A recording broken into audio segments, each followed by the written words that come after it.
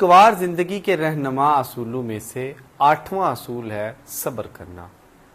اس بات میں کوئی شک نہیں، اللہ رب العزت کی طرف سے ہی مشکلات آتی ہیں، پریشانیاں آتی ہیں، مصائب آتے ہیں، تو ان تمام حالتوں کے اندر ہمیں صبر کرنا چاہیے۔ دو چیزیں انسانی زندگی کے لیے اور ایک مومن کے لیے بہت ضروری ہیں۔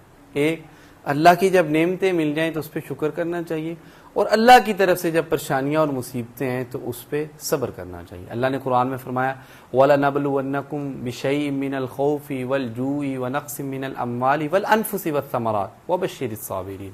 اللہ تعالیٰ آزمائیں گے بسا اوقات مال کی کمی سے، بسا اوقات جو ہے وہ رزق کی کمی سے، بسا اوقات ہمارے عزیز ہم سے جو ہے وہ بچھڑ جائیں گے، تو اللہ تعالیٰ فرما رہے ہیں اگر صبر کریں گے تو وبشر الصابرین، خوشخبری ہے صبر کرنے والوں کے لیے۔